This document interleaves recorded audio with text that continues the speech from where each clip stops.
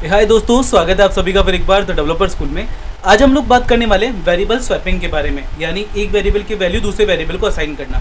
Interview के अंदर ये क्वेश्चन अक्सर पूछा जाता है। मेरे इंटरव्यू में मुझसे पूछा गया था, मैं मन स्टैक डेवलपर के लिए मैंने अप्लाई किया था, पर एक्चुअल में उनको रिएक्ट, नोड, एंगुलर, लारावेल चारों के ऊपर बंदा चाहिए था। ठीक है, तो मैंने कैक्टस कम्युनिकेशन में अप्लाई किया था। वहाँ पर उन लोगों ने मुझसे पूछा था, अगर आप लोगों को कैक्टस कम्युनिकेशन के बारे में नहीं पता है तो बहुत अच्छी कंपनी, बहुत बड़ी कंपनी है, आप लोग लिंक्डइन पे सर्च कर सकते हो, दैट्स ओके। ठीक है, तो क्या होता है कि बेसिकली मुझसे ये पूछा गया ये क्वेश्चन कि वेरिएबल स्वैपिंग क्या होती है। तो मुझे क्या किया, एक वेरिएबल दिया, इट वाज लाइक, एंड ये जरूरी है आप लोगों को पता होना भी। ठीक है, $a इक्वल्स टू, जैसे मैंने लिखा 10 एंड $b इक्वल्स टू 5। तो आपको इस तरीके का एक क्वेश्चन दे दिया जाता है। फिर आप लोगों को कहा जाता है कि आप लोगों को कोई टेम्परेरी वेरिएबल नहीं बनाना है और उसकी वैल्यू स्वैप करनी है। मतलब बिना कोई दूसरा वेरिएबल बनाए मेरे को क्या करना पड़ेगा, b की वैल्यू a में डालनी है और a की वैल्यू b में डालनी है। तो फर्स्ट ऑफ ऑल देखो, जो लोग अप्रोच आजमा सकते हैं, वैसे 4-5 तरीके की अप्रोच होती है, जिसमें से मैं आप लोगों को बेसिक 3 बताऊंगा और उसमें से सबसे सही और आसान कौन सी है वो भी बताऊंगा। सबसे पहले लोग क्या करते हैं, बेसिकली रेफरेंस वेरिएबल्स का यूज़ करते हैं, यानी वो ऐसे $a एंड ऐसे $b बना लेते हैं। एक्चुअली उन्होंने अपने वेरिएबल का ही एक रेफरेंस बना लिया है और फिर $b की ऐसे $b को असाइन कर देंगे एंड इसमें $a को असाइन कर देंगे। पर यहाँ पर दिक्कत क्या आती है कि जब हम लोग इसको एको कराते हैं तो यहाँ पर हम लोग को क्या कराना पड़ता है, $a एंड $b जो रेफरेंस वेरिएबल्स हैं उनको एको कराना पड़ता है। अगर आप इनको एको कराते हो तो ठीक है, आप लोगों की वैल्यूज जो है वो आप लोगों को स्वैप होकर मिल जाती है। जैसे आप लोगों ने अभी देखा होगा, आप लोगों को वैल्यू जो है स्वैप होकर मिल गई है। पर एक्चुअल में इंटरव्यूअर क्या चाहता था, अगर वो थोड़ा सा फोकस करे इंटरव्यूअर भी इस बात के ऊपर, तो उसने आपसे ये पूछा था, ठीक है, इनकी वैल्यू तो अभी भी वही है, आपने तो रेफरेंस वेरिएबल्स की वैल्यू चेंज की है। और अगर आप लोगों को थर्ड पार्टी या टेम्परेरी वेरिएबल्स नहीं बनाना था, फिर आपने क्या किया, एक टेम्परेरी वेरिएबल तो बनाया ही ना, तो आपका रेफरेंस वेरिएबल भी एज अ टेम्परेरी वेरिएबल ही काम करता है। रेफरेंस वेरिएबल्स क्या करते हैं, आप लोगों को एक लाइक फंक्शनलिटी प्रोवाइड करते हैं, जहां पर आप सेम नेम से प्री क्रिएटेड वेरिएबल को दोबारा से क्रिएट कर सकते हो बिना उसकी वैल्यू को चेंज किए। तो ना आप एक वैल्यू का रेफरेंस रख सकते हो। मतलब $a के लिए आपको 3 टाइप की दो वैल्यूज रिजर्व करनी थी, एक 10 और एक 5, तो आपने क्या किया, उसका रेफरेंस बना लिया। चलो ठीक है, अब मैं इसके आगे एक और बार अगर ऐसे लिख दूँ,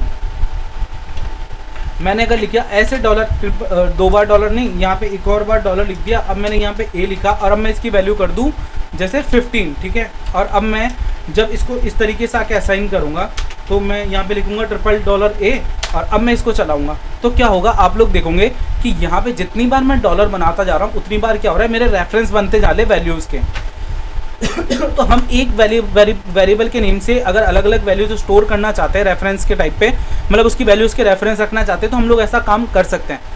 तो अगर आप लोग PHP के अंदर कुछ मेजर प्रोजेक्ट्स पे काम कर रहे हो तो आप लोगों ने देखा होगा, आप लोग है ना रेफरेंस वेरिएबल्स का यूज़ करते हो, और नहीं करते तो यूज़ करो, ये बहुत अच्छी चीज़ है। पर हाँ, वेरिएबल स्वैपिंग के लिए बिल्कुल भी अच्छा तरीका नहीं है। अगर आप इसको इंटरव्यू में करते हो तो इंटरव्यूअर आपको फेल कर देगा। ठीक है, चलो मैं आप लोगों को दूसरी अप्रोच बताता हूँ जो लिटरली हर इंटरव्यूअर आपसे सुनना चाहता है। मैम अगर इंटरव्यूअर हूँ आपका तो मैं आपसे यही सुनना चाहता कि आप इसको इस तरीके से करते। ठीक है, तो मैं क्या चाहता, मतलब इसको करने का तरीका क्या है कि हम लोग थोड़ी मैथमेटिक्स और लॉजिक आजमाते हैं।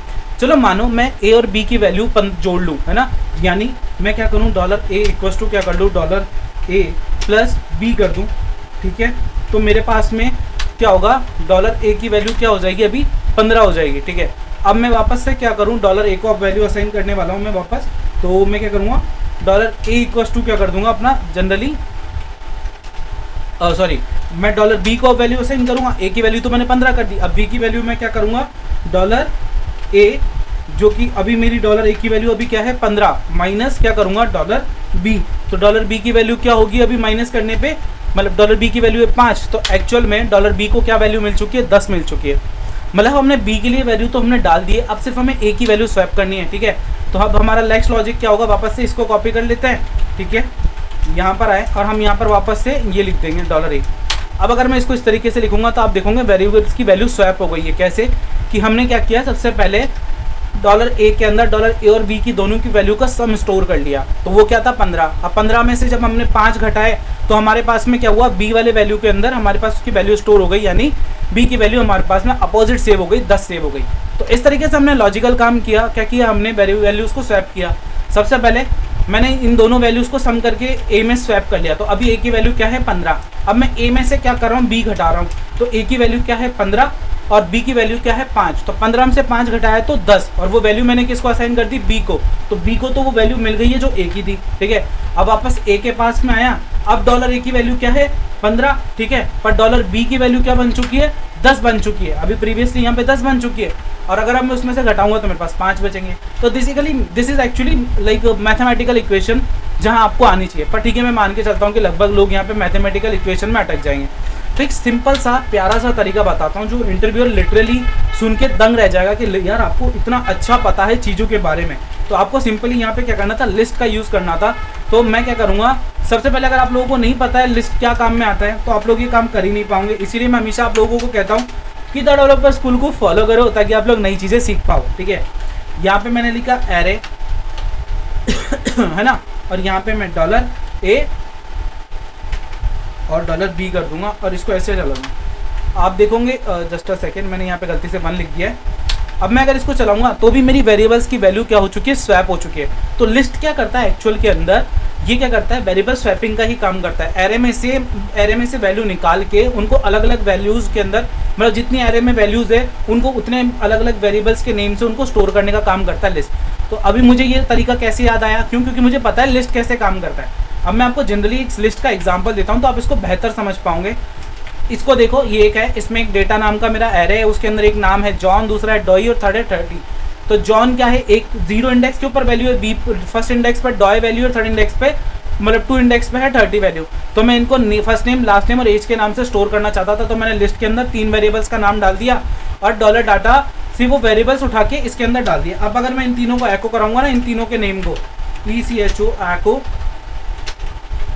तो आप देखोगे ये जो एरे की वैल्यूज है ना तीनों वो इसमें स्टोर हो गए। ऐसे हमको क्या इंडेक्स पकड़ के वैल्यू डालनी पड़ती, पर हम इससे डायरेक्ट वैल्यूज असाइन कर पा रहे हैं, या फिर हमें की वैल्यू का पेयर लूप चलाना पड़ता, वहाँ पर भी हम जो वैल्यूज का नाम है उससे नहीं ले पाते। तो जावास्क्रिप्ट में एक्चुअली आप लोगों ने देखा होगा ये हम लोग करते हैं जब हम लाइक कांस्टेंट लेके आ जाते हैं और उनको है ना उसके नेम से स्टोर करवा देते हैं। तो जावास्क्रिप्ट में तो बेसिकली हम लोग ये देखते हैं, पर आप ये PHP में भी कर सकते हो। This is really very useful. तो आप अगर आप लोगों को पता है लिस्ट का यूज कैसे करते हैं तो आप इंटरव्यू को अच्छे से इसका जवाब दे सकते हो। तो this is how variable swapping is working. कैसे वेरिएबल स्वैपिंग का क्वेश्चन पूछा जाता है। और मैं तो ये चाहूँगा आप लोग जो मैंने बीच में आप लोगों को जो लॉजिकल तरीका बताया था करने का, अब उस तरीके को समझो, उसको 1-2 बार प्रैक्टिस करो वीडियो को पॉज करके। फिर भी कोई दिक्कत आती है मुझे यार कमेंट सेक्शन में मेंशन कर देना, आपका भाई आप लोगों को दोबारा से हेल्प करेगा। ये चीज़ है जो सीखने लायक चीज़ है, ठीक है। काफ़ी सारी लारावेल PHP आप प्रैक्टिस करो, दैट इज सो गुड, पर थोड़ा सा लॉजिकल चलो, मज़ा आ जाएगा, ठीक है। आई होप सो आपको वीडियो पसंद आए। वीडियो पसंद आए तो प्लीज़ लाइक सब्सक्राइब शेयर जरूर कर देना यार।